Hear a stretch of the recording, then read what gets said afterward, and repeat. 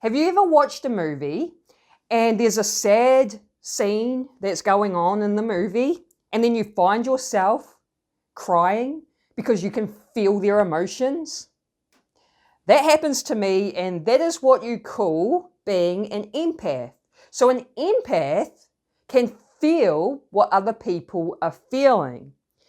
And this can be a problem because if you're around people that have negative feelings and negative emotions, or if you're in a negative environment, it's very easy to pick up on these negative feelings and emotions and bring them into your energetic field. And this could be you could be in a negative environment, like it could be the workplace where you have no choice but to be there. Or it could be a living situation where you have no choice, but this is where you have to live. Well, firstly, there is a choice in everything. Even if you think you can't move out, or you can't leave this negative environment, or you can't leave your job, there is always a choice. And I will share a personal story about that at the end of this video. But firstly, I'm going to share 6 ways you can protect your energy whilst in a negative environment. The first way is to set an intention. So you want to set an intention before going out into the world. And you can do this by saying some type of protection affirmation. You can choose whatever you like, but I will share an example with you. So you could say something like, God, Source, Spirit, whatever you like to call it, please protect me from all toxic and negative energies today. And then what you want to do is visualize either a white or gold light coming down and forming a protective bubble around you.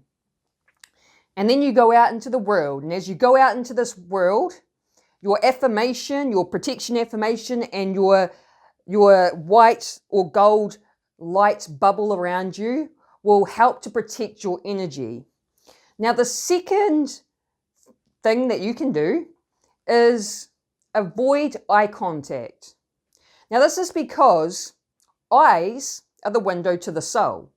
And when you make eye contact with someone that's negative, you can feel what they're feeling. So by avoiding eye contact, you will feel less of what they're feeling. And instead of looking over here whilst talking to them and they're here, because obviously that's weird, you can just look at their forehead, their nose, their mouth, so it's not as noticeable that you're not looking directly in their eyes. Now, the third tip I have is to stop identifying as someone that absorbs other people's energy. So you always hear empaths always telling the story of how I absorb everyone's energy, I'm an empath. And that becomes a self-fulfilling prophecy. If you keep identifying as someone that absorbs other people's energies, you're going to recreate a reality where you're absorbing other people's energies. So be mindful with what you're identifying with, because your identity is playing a role in the reality that you're creating. Even if you think that, yes, I'm an empath and I absorb other people's energies, still let that go. Stop identifying with it. Now, the fourth tip that I have is to counteract negativity. So let's say you're in a negative environment. You may be in the workplace and you have this negative coworker coming up to you who wants to just whinge or complain or talk shit about other people. They're all in those negative vibes. What you do to counteract their negativity is respond intensely positive. Because the person that's negative and complaining is looking for connection. They're looking for someone to vent to, someone that's going to listen. So by responding with something intensely positive, they will realize there's no connection here. They're not getting the reaction they're wanting, so they'll leave you alone and go find someone else that they can complain to and give them the reaction they're wanting. So an example of responding with something intensely positive is you want to incorporate your body language. So have like a big smile on your face. You want to incorporate your energy. So you want to be in the best mood ever. And then let's say if they're complaining about someone, you respond with how awesome that person is. If they're complaining about problems in their life, respond with these simple solutions they could do. They will leave you alone pretty quick because that is not the reaction they're looking for. And this will be a great way to just keep those negative people away from you. Now, number 5 is to create as much distance as possible. So if you're in the workplace, you've got negative people that you're having to work with, find ways to create distance and have the least amount to do with that person. Even if it means talking to the boss and asking to switch your job around or switch your times around. Get creative with it. And it's the same if you're living with someone that's negative and toxic. Find a way to create as much distance as you can. Just get creative with it and have the least amount to do with that person. And the last one, number 6, is a candle meditation technique that I learned from one of my mentors, Aaron Dowdy. And this is what he calls the frame technique. So you get a candle. I did this technique every morning for about 2 years. I don't have a lighter. I'm going to go get my lighter. Okay, I am back with my lighter. So what you do is you get a candle and you light the candle. I did this every morning. As soon as I woke up, this would be next to my bed. As soon as I woke up, I would sit up in bed, light the candle, and do this for 10 minutes every morning. So what you do is you just stare at the candle flame. And as you stare in the candle flame, you take a deep breath in. And as you take a deep breath in, you put your awareness in your body. You put your awareness in your hands and your feet. And, your heart, your core. Just put the awareness in the body. And then you want to feel the separation between you and the candle. And as you breathe out, you simply relax. And then when you breathe back in, put the awareness in the body and feel the separation between you and the candle. And then breathe out and relax. And I would do that for 10 minutes every day for a couple of years until I switched up my meditations. I started doing a Dr. Joe Dispenza meditation. Now what this does is it grounds you in the body. It gets you out of the head and it grounds you in your body, which trains you to be more present to the moment. And as you ground yourself in the body, you're less likely going to absorb other people's energies because you're up here in the third eye, up in your head, absorbing, tuning into everyone else, absorbing their energies. So after training myself to do this through the candle meditation, right, I would use this when someone, let's say someone comes to my house and they're venting to me about something going on in their life, something negative that's going on.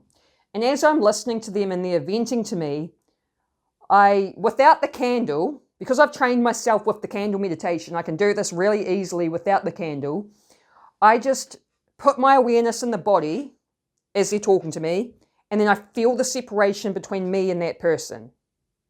And I just keep doing that while they're talking to me. I keep breathing in, putting the awareness in my body, feeling the separation, and they don't notice I'm doing that, but it's so that I'm separating myself so that I'm not absorbing their negative vibes. And so I think that's a really great technique, and I highly recommend that you give that a go.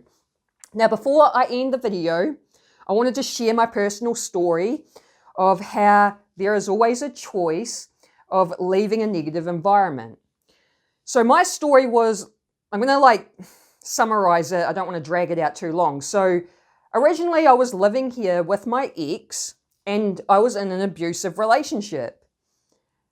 I ended up losing my income. So long story short, I'm on a benefit or disability because I broke my back. So it's hard for me to find a job that doesn't give me back pain. I didn't tell the government that I was in this relationship because I was in a relationship with a narcissist that wouldn't financially support me. And this house was in my name, not our name. So it was my responsibility to be paying rent every week and he wasn't going to financially support me, so I didn't tell them that I was in this relationship. They ended up finding out, and so my income got cut. They stopped giving me my disability payments.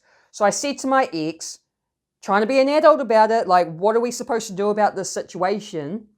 Trying to figure out how I'm going to pay bills, you know. And the response I got from him was, That moment, I was like, I want out of this relationship because I had dealt with so much other narcissistic crap up until this point. That was the last straw. That was when I realized I deserve better than this. I want out. But I couldn't get out. I couldn't leave because I had no income. I had this house in my name and he was paying his half of the bills. So I needed him around paying his half of the bills whilst I was figuring out how I'm going to have an income. So I ended up applying for a job because I quietly worked out, if I get a full-time job at minimum wage, I can keep the house, I can pay all the bills by myself and get rid of him. So that was my plan. I planned it for 6 months of like trying to get me a full-time job. And it's really hard because I have a broken back and I get back pain easily. So I managed to get a job at Carl's Jr., which just happened to be at the end of my street. And it was a new store. So when I first started there, we were working part-time hours whilst we were training before the store opened. So I was getting some money, but it still wasn't enough. Now get this. It's funny how the timing of things work out, and I really feel like the universe looked out for me on this. So the store finally opened, and I was 6 days into working a full-time week. I knew my full-time paycheck was coming the following week. And 6 days in, he punched me over. Wha bam! Yeah. So as soon as he did that, I got on the phone, called the cops, told them to get him out of my house.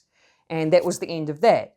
So basically the point that I'm saying is that I could not leave the negative environment straight away. You may not be able to either if you're in a negative environment, but there is always a choice. You have a choice to get out. Even if you can't get out straight away, at least start making the plans to get out. That's what I did, and it took me 6 months from deciding I wanted out to actually getting out. So I hope that inspires you and you do realize there is a choice in everything. You don't have to stay in negative environments. And yeah, I'm going to end the video here. If you got value out of the video, let me know by hitting the like button or write a comment. It also helps to push the video out for more people to see it. And if you like this sort of content, make sure you subscribe, hit the bell notification.